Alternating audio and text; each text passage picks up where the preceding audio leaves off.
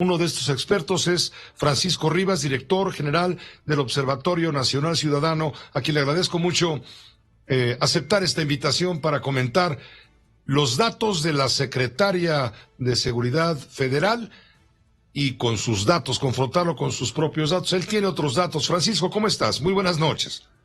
Buenas noches, Pepe. Un gusto saludarte. Feliz año para ti, feliz año para quien nos escucha. Adelante, pues, ¿cuáles son los datos? Dice Rosa Isela Rodríguez que hay una reducción del 32.3% en la incidencia delictiva. ¿Cuáles son los datos reales? A ver, precisamente eso es lo que quiero decir. Nosotros no tenemos otros datos, sino que usamos los datos oficiales. Sí. El tema es que nosotros los usamos bien, es decir, tenemos una metodología y comparamos lo comparable.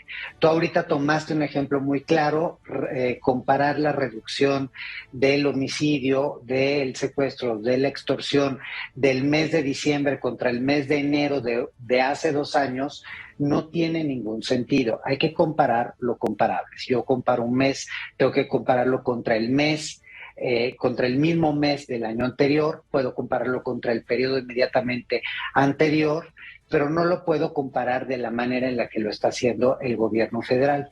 Y esto precisamente ocasiona que lo que dijo hoy la secretaria va desde lo impreciso hasta la absoluta mentira. Empecemos por el homicidio. El homicidio sí presenta una disminución del 3.6% en víctimas respecto a 2021. ¿Qué hay que decir? De 2019 y 2020 apenas hubo una reducción del 0.4% de víctimas, es decir, prácticamente no se movió. Entonces, si 2019 fue el año más violento, 2020 fue el segundo año más violento. Ese 3.6% menos de víctimas posiciona a 2021 como el cuarto año más violento de la historia del país, con 300 víctimas menos respecto a 2018, que se posiciona como el tercer lugar.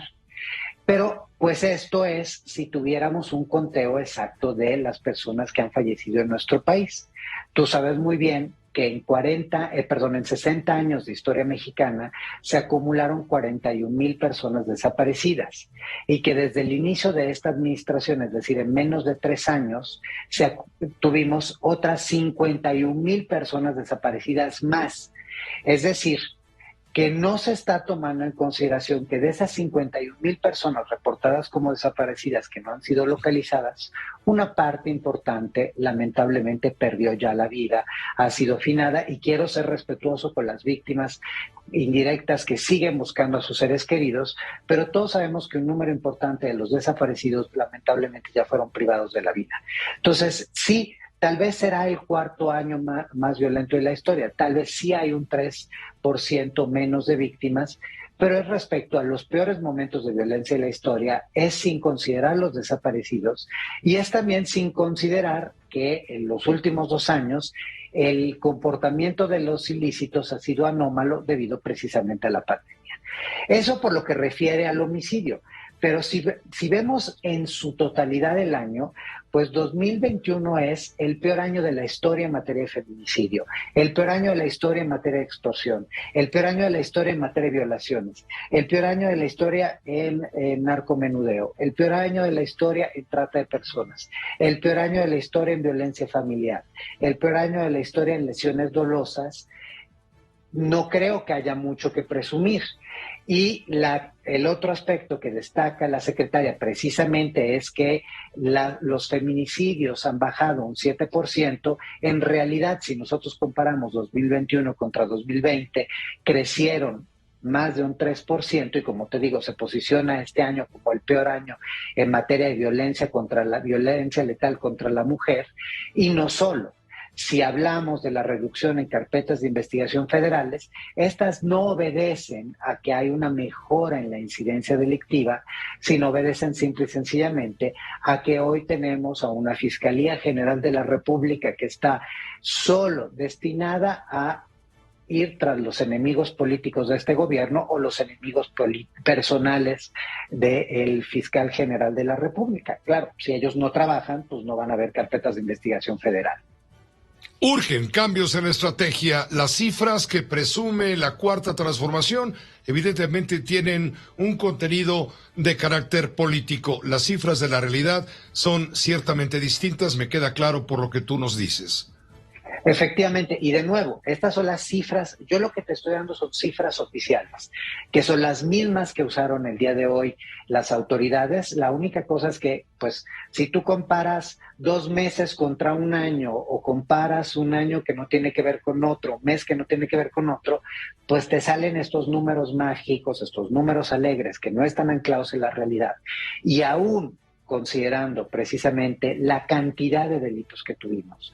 Si nosotros comparamos lo que sucedió en otros países similares a México, como es Brasil o como es Colombia, en los últimos 2 años, debido a la pandemia, han tenido una reducción entre el 15 y el 20% de homicidios. En México tenemos apenas un mísero 3.6%.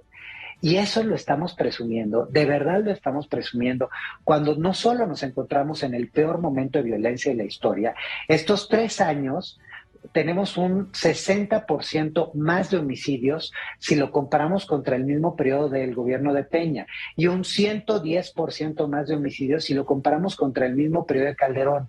Nunca habíamos tenido tantas fuerzas federales desplazadas en el territorio y la reducción de delitos es mínima. Nunca habíamos tenido tantas violaciones a derechos humanos graves por parte de las fuerzas federales como es el Ejército y la Guardia Nacional, incluyendo desapariciones forzadas, y la Comisión Nacional de Derechos Humanos no está actuando. O sea, es decir, nos encontramos en un momento terrible y estamos celebrando reducciones mínimas cuando el inicio de año se está demostrando de nuevo la violencia absolutamente desatada, ejercida con esta brutalidad como es dejar cuerpos frente a palacios de gobierno, colgar personas en los puentes, multihomicidios. Eso es lo que nos debería estar concentrando hoy y no presumir números que no están anclados a la realidad, que no tienen un aspecto metodológico. Y por eso, Pepe, te invito, porque el próximo lunes a las 11 de la mañana vamos a presentar el análisis puntual, porque también en secuestro encontramos algunas mentiras importantes y algunas fallas importantes en registros. Estaremos analizando la incidencia nacional, pero también estaremos analizando qué pasó en los estados que cambiaron gobernador y los que van a cambiar este año. Porque otra de las cosas que omiten de decir es que este año tuvimos en 2021 las elecciones más violentas de la historia. Y lo que vamos a ver en este próximo 2022 para los 6 estados que cambiarán de gobernador nos hace pensar que de nuevo tendremos un brote importante de violencia.